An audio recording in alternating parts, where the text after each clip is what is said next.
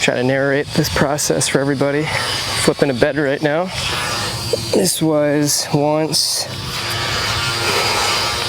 I think it was a failed bed of peas that didn't take because, as I've come to learn, probably not best to transplant peas.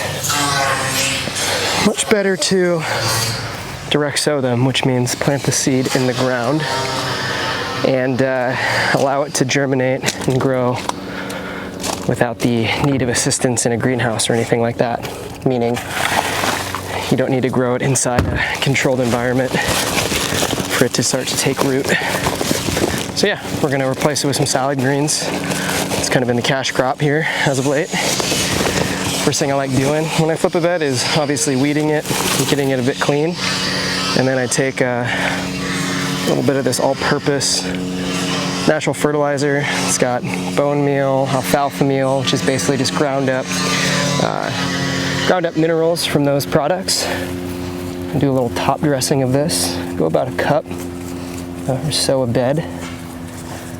I try to be a bit sparing with it because stuff's not super cheap. About 40 bucks a bag. And yeah, you don't need much of it for it to go a long way. So yeah, just kind of peppering it on the top. Kind of going old school with what we got. Basically a coffee cup. And the bag itself, so pretty easy going there. I like to come down, get on both sides too, because easy to miss a couple sides with this methodology.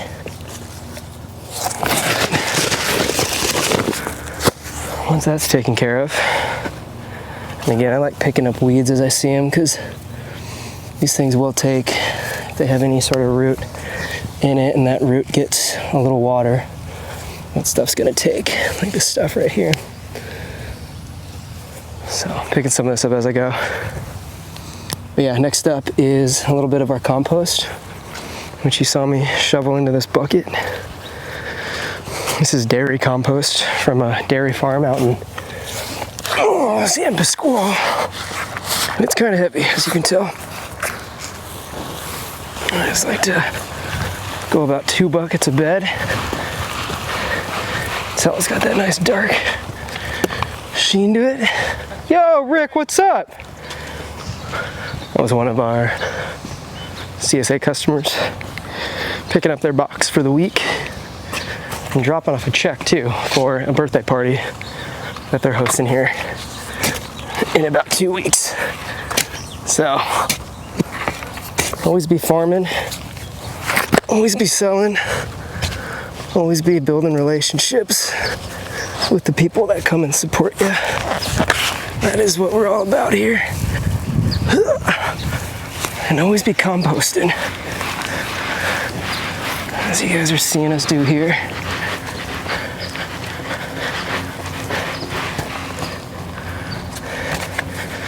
All right, it's the heavy lifting of this job. That's where you get the guns. Next, we're gonna broad fork this, and I'm gonna work it in, tilt it, if you will, it's called, and then we're gonna lay some seed on top. So broad forking is a unique practice in a lot of small scale farms. It contributes to soil health by avoiding heavy machinery from stomping all over the bed, compacting it, and creating what's called a hard pan on the bottom. This promotes a lack of soil organisms because you're crushing them, and that hard pan leads to a poor infiltration rate for water, which leads to, in heavy rains, the inability for soils to absorb that water and sink it deep into the roots of the plants that are planted on it, and instead it washes it out. It floods. It's not able to sink in, so it moves on over, erodes beds, erodes farmland, and it carries whatever toxins with it into our water streams. You might have heard that there is a dead zone of some considerable size in the Gulf of Mexico, which is the outlet for the Mississippi River, and a lot of the runoff from farms and the chemical applications they use get carried along with the said rainwater, as it's not absorbing into the ground due to poor soil nutrition. Broad forking avoids all that. So as I'm working this in, I'm sticking these tines in. They're about 12 inches, and I'm just pulling it back. This is called minimal till or low till. You're keeping the soil organisms and the networks of roots that have been created intact, and you're kind of just giving it a little air. It needs a little bit of it needs some windows to be open. I always say you don't want to, tilling it pretty much turns the soil over on itself, and you're blowing down the house as a form of aeration. But this really just opens up the window and lets a little air in without destroying the homes the soil microbes have made there. As you can tell, it's a little bit of aerobic activity, but it keeps your farm fit, you know. Second to last thing is I like working these amendments, this compost and fertilizer. I like working it in, and I just take a little Spyco, I don't even know what you call this, and I'm kind of just working it in, getting it integrated just on the top layer. You know, some people would be like, hey, I thought you said you shouldn't till over the soil. And I wouldn't call this tilling as much as it's called tilthing. Fluffing it up, working that nutrients into that top layer of soil. These things, as you can tell, are only about 4 to 6 inches. As I was mentioning before with the broad fork, we're going about 12 inches on that. And that's really working at the root level. This is working at a little surface level. You can almost think of it like blending your food. You know, you're just kind of getting it incorporated, and you're making it a bit accessible and able to be, I guess, uptaken, if that's a word, by the plants and the roots that are going to be growing in that top 6-inch layer. You guys might be asking, well, if it's only the top 6 inches of layer that matter, why do we worry about hard panning it? The 12 to 24 inch layer. And again, I take you back to the idea of water infiltration and water runoff, and the desire to make healthy soils that absorb water, sink and maintain the nutrients in the bed as opposed to running off. So yeah, you know, some overlapping, somewhat technical ideas, but nothing that's really too out there. It's all common sense. Farming is. It's recognizing kind of the small acts that make for long-term health, and kind of going about doing it is the hard thing, you know, just showing up and being consistent and putting in the elbow grease. Basically, I was saying there's anything inherently hard about organic farming. All the concepts I just have been describing are pretty basic, but it's just a matter of doing it consistently and also not falling into the trap of thinking you ever figured it out. Because as soon as you think you figured it out, there's something new to learn, a new pest that's eating up your crop, or a new soil building tactic that is better for the new composition of your soil. It's kind of like playing a game, and the game board changes up on you every so often, so it's a humbling endeavor. But yeah, last thing I'm doing here is just raking, getting it a bit level. As you can see, we're on a bit of a contour, or not a contour, we're on a bit of a slope. So I try to get these beds a bit even by raking in as best I can, leveling it out, moving stuff around as I see needed.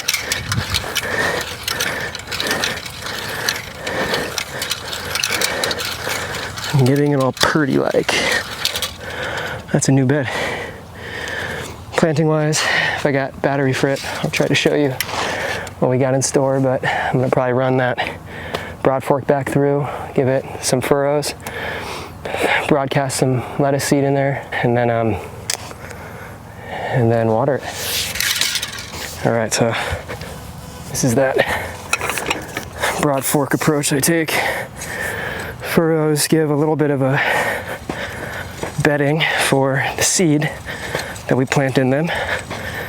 Lettuce seeds are pretty fine. They're pretty small. You don't need to dig them down super deep, but you still want to give them a little bit of a space underneath the ground to begin to germinate. Interesting thing people take for granted, at least I took this for granted when I started, was germination doesn't require sunlight. In fact, I think sunlight can be unproductive for seedlings or for new seeds, because it gives the possibility of drying out and dying. So that's why I started kind of furrowing these things in. Furrows, again, are those little divots that you see in the ground here. That's where I'm going to broadcast the seed, eventually cover it up. All right, so last step here is actually broadcasting the seed. So when I mean broadcasting, I'm literally just by hand trying to cover as much of the surface area of the bed as I can. Kind of see me go on this back to back, kind of gentle approach here. This will eventually make its way into the furrows. And we'll cover this up, as I'll show you in a second. See a little worm down there, that's a good sign. Healthy soils have lots of insect activity, worms being one of the keys. And you might notice that I'm pouring the seeds into my hand as opposed to digging my hand into the cup. Reason being is that my hands have a lot of dirt on them. If I don't use all the seeds, I want to be able to pour it back into the seed bag. And dirt kind of activates some of the germination, or it can, or any moisture that you might have on your hands starts activating that germination time clock. And if you put wet seeds back into the bag that they came from, you might waste your whole bag of seeds. Or if you do find yourself ever in that pinch, just go plant them right away. I mean, probably don't need all that stuff all at once, but better than losing it, having it just go to the trash can. So yeah, just going back and forth here. Sounds like a great tutorial to take a nap to. I almost feel like a golf announcer. But gardening is quite relaxing. So if you guys do find yourself putting this on before bed, more power to you. Kind of looking for coverage. I'm kind of looking for good spread. You'll see the bed right next to me is the same seed that I'm spreading right now, or it's the growth of the same seed. This is spinach to my left. And yeah, we're gonna grow spinach in here. This is a tatsoi, Japanese spinach, I think. It's a spinach variety. Maybe that's a better, more accurate way to put it. But it grows well here in the wintertime. And people like it. People have an interesting choice of vegetables that they see at the stand and they choose to purchase. I think spinach is one of those that they're accustomed to going out in the store and buying. So try to add that to our crop plan as of late. Seeing some weeds here. I ran out of seed, so I'm gonna go fill out a little more. I generally like shooting for about 2 ounces of seed per bed. Seeds are surprisingly expensive, so making sure you measure and track your seed usage. I'm probably overseeding a little bit just by going with my hand. There's seeders out there like the Jang seeder, J-A-N-G. It's kind of like the pros use that. It's like a $500 tool, so maybe even more. So we go old school. tackle it with the hand and save on some of the operational expenses of that equipment. So yeah, we probably did about 2 1/4 ounces of seed on this bed here. Again, probably a little overkill, but I like to be safer than sorry, just in case the germination on some of the seed isn't spectacular. I always like kind of getting the light layer on and then bringing it back around for the last little bit. Now the last thing is we want to cover these up, tuck these babies in. So I'm just going to take the back side. This is the front side, this is the back side. And I'm just going to lightly drag this over. What this is doing is covering up with a very, very light layer of soil. It's covering up that seed. And that is going to promote the germination that we're looking for.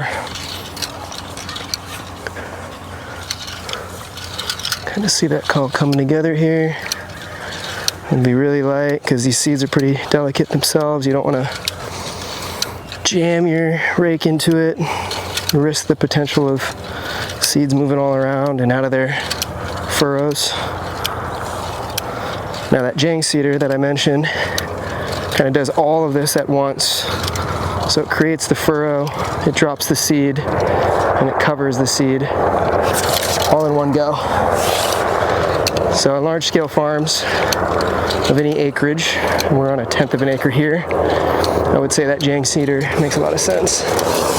But for us, I think we can get by with hand done way. So now I'm going to water this. I'm going to keep it pretty moist for the next 3 days, maybe more.